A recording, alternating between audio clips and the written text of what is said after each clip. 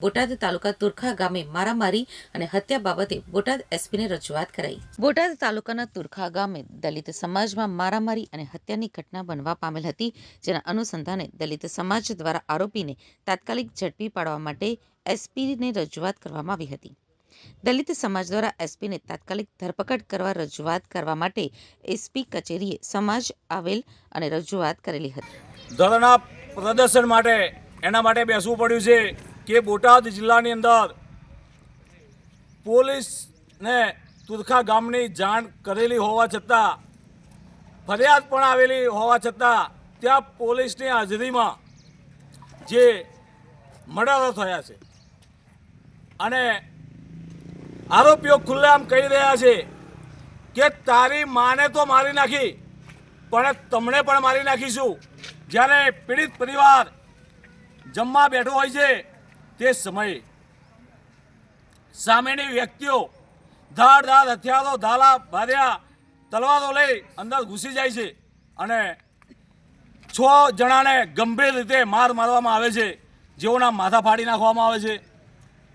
તમને બહુ જ ગુજરાતની અંદર આ ગંભીર ગુનો બન્યો છે। પહેલો ઇતિહાસ રચાઈ રહ્યો છે ગુજરાતમાં કે આવું થયું હોય।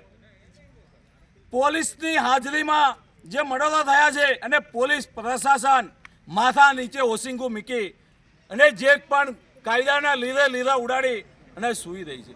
જ્યારે અમારી ઉપર ફોન આવે છે ત્યારે મારે ખંભાત તાલુકાના આણંદ જિલ્લાના ઉંદેલ ગામથી પીડિત પરિવારની મદદ માટે આવી રહ્યો છે। અમારી સાથે મહેસાણા જિલ્લાથી દેવેન્દ્ર મકવાણા છે।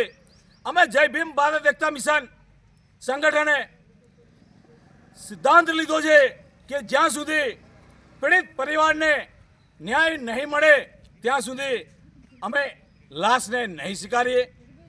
કેમ કે બાકીના જે દર્દીઓ છે જેને હુમલો થયો છે એ લોકો અમારા સિવિલ હોસ્પિટલની અંદર મોતની વચ્ચે ઝઝૂમી રહ્યા છે।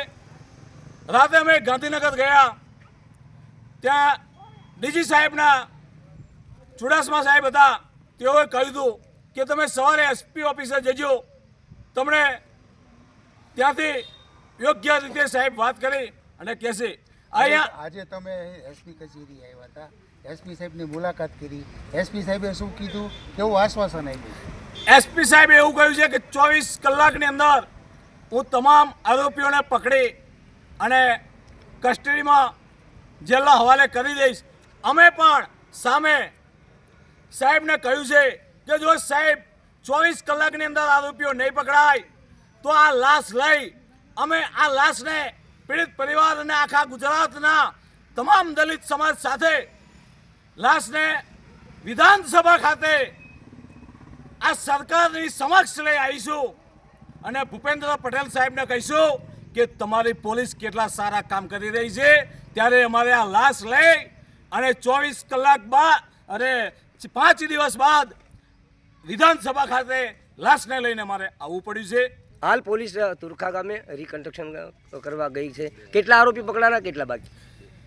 પોલીસ અમને 2 દિવસથી કાલે ત્યાં આવ્યા હતા તો કહેતા હતા કે અમે 5 આરોપી પકડ્યા છે અને અત્યારે પોલીસ એવું કહે છે કે અમે 2 આરોપી લઈ રિકન્સ્ટ્રક્શન કરવા ગયા છે। જો પોલીસ સાચું બોલતા હોત તો કાલે અમારી કને લાઈવ વિડીયો છે, રેકોર્ડિંગ છે કે અમે 5 આરોપી પકડ્યા, એનું અમારી કને એસપી સાહેબનું રેકોર્ડિંગ અને લાઈવ વિડીયો છે। હાલ આપની શું માંગ છે?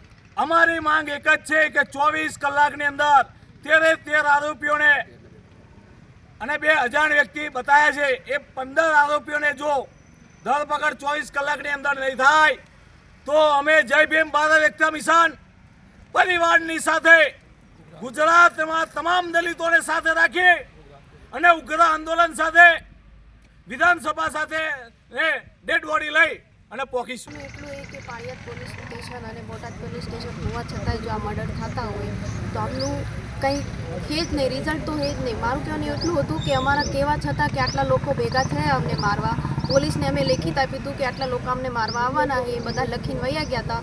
એ જેમ એમની ગાડી નીકળી એમ આ લોકો અમને મારવા આવ્યા હતા, તો પોલીસને ખબર હોવા છતાં એમને અમારી કોઈ સહાય કરી નથી, એના લીધે આ મર્ડર થયું છે। અચ્છા, આપની માગણી શું છે આજે? આપણે માગણી એ જ છે કે અમને ન્યાય જોઈએ।